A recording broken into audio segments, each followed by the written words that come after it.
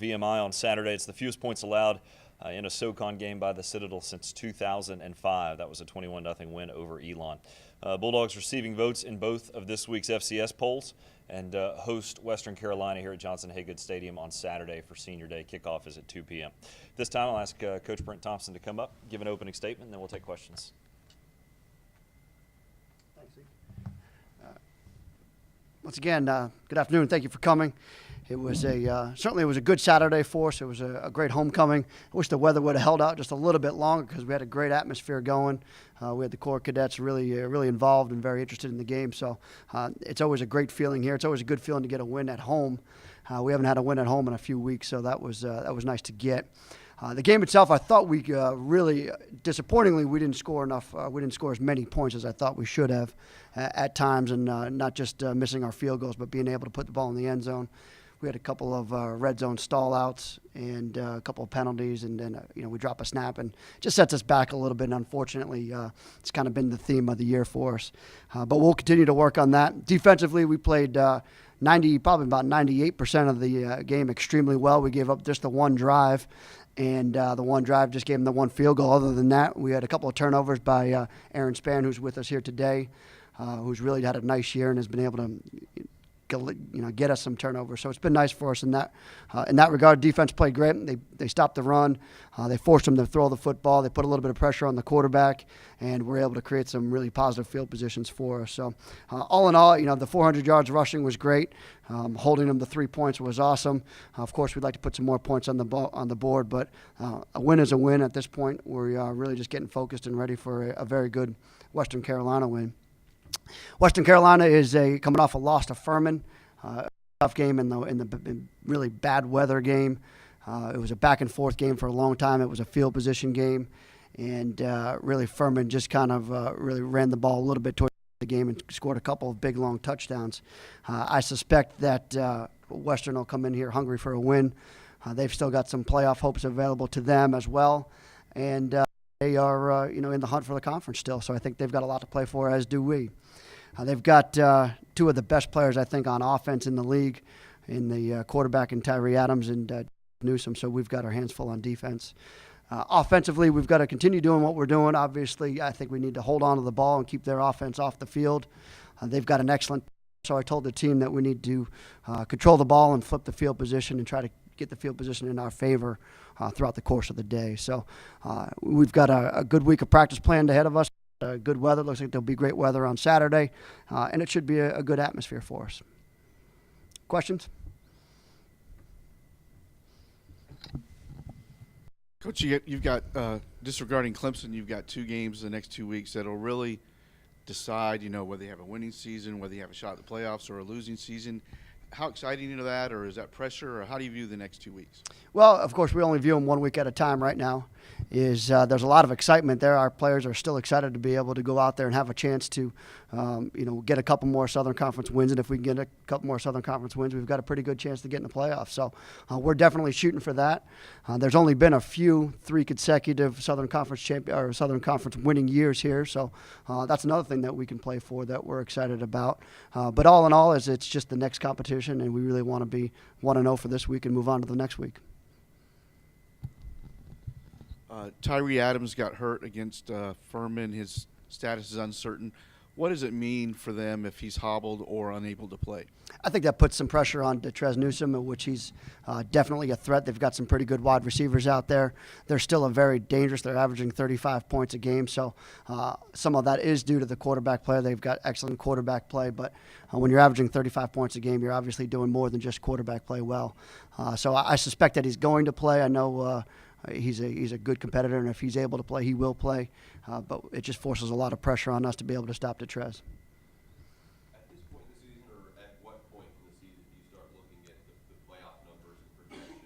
And I guess at what point do you start taking that seriously and looking at that stuff? We probably won't look at that until after our last Southern Conference game. There's still so many things that can happen in there. There's some teams that have to play each other within our own league. So there's still probably a lot more to it than just looking at it right now, as I haven't looked at it myself. Really, we've just been focusing on getting our own wins here and hopefully continuing on the path that we've been on the last couple of weeks. Great. Can you describe the basic play of Western's offense and the challenges it presents to a defense? What is their core play? Well, they do run some veer. They do run some option-style plays. They get the ball pitched to the perimeter. For us, it's very, very difficult because they put you in a lot of space. They've got good wide receivers. I think Tyree throws a great ball. There's no doubt about it. As he's able to put the ball on the money when it's there.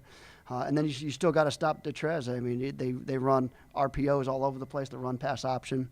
So you've got to be able to stop the run, stop the pass all at the same time and defend the perimeter. That's where it becomes very, very difficult for us.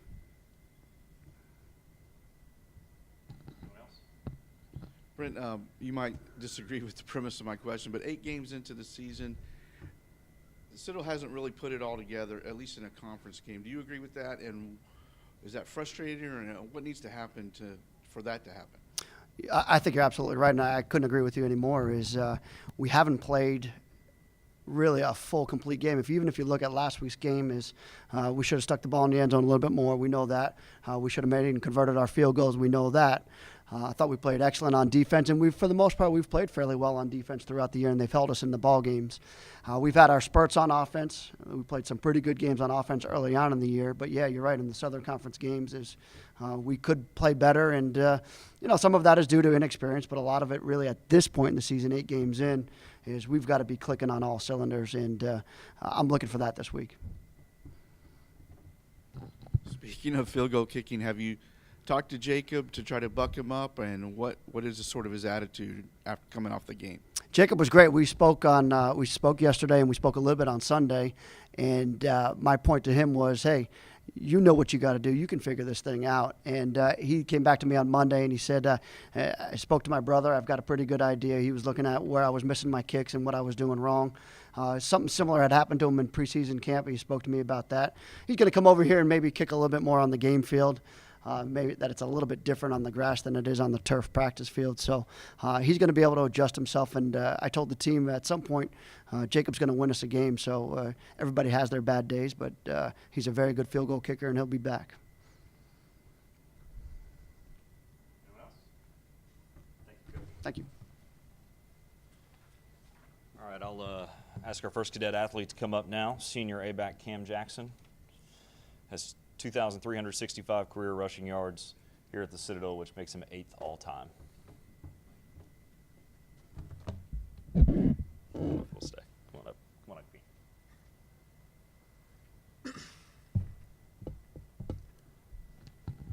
Cam, I'll ask you what I asked Coach Thompson. What has kept the Citadel from playing a complete game, at least in conference play, so far this season? What's been missing? It's just been small things. We'll get off track with a penalty or a mishandled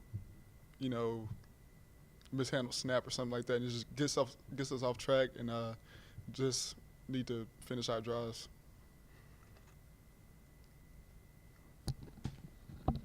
When you hear Coach talk about not being able to put together a full game in Southern Conference play, how do you do that as a team?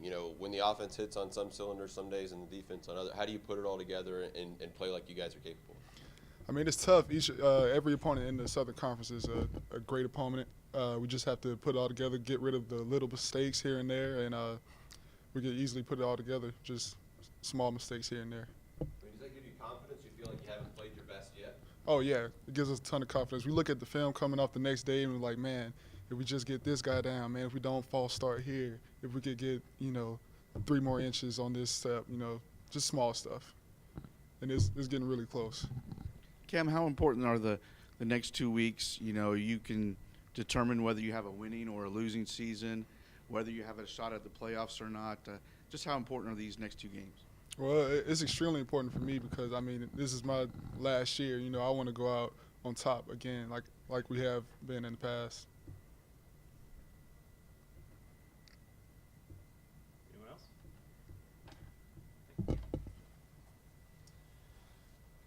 All right, last but not least, junior safety Aaron Spann, second nationally with 5 interceptions and leads the SoCon in that category.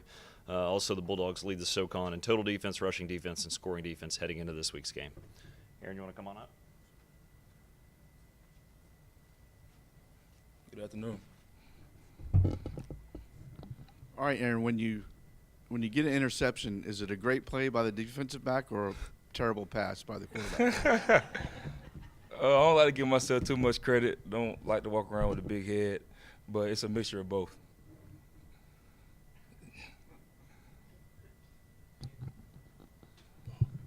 I guess kind of the same thing. When you hear and you know when you look at the film and haven't put together a full game, but you're still at this point, still can have a winning season, still can make playoffs. How does that get into your mindset as you go week to week? I don't think it's any like secret formula to having a complete game. I think you just have to come out there and play your hardest, and things will take care of themselves. We lose focus a lot on both sides of the ball with penalties and things of that nature. But once we start to gain more focus, I think that comes with playing more games also, because we're still kind of a young team. Then we'll start putting more games together, because we're capable of doing it. We did it last year a lot, so I think we're capable of doing it. How much confidence does it give you just holding the team to that amount of points last week? It doesn't matter what the offense does. If you guys do that every week, you're going to win games. Right, that's what we say. If they don't score, they don't win, because we know our offense is at least going to drive the ball, score at least one time. So that's why I say in our eyes a perfect game is no passing yards, no rushing yards, which is not ideal because it's football, but that's just what we hope to do. Aaron, can you talk about Western Carolina's offense and that run-pass option and what kind of stress that puts on a defense? Yeah, we're going to have our hands full. They have two great players in Adams and Newsome. They work hand-in-hand with each other. They're real comfortable. You can tell they play with each other for a while. So we have to be really disciplined this week and just play hard in practice and hopefully carry over to the game. Any more? All right, that'll do it for today. See everybody on Saturday. Jeff, I think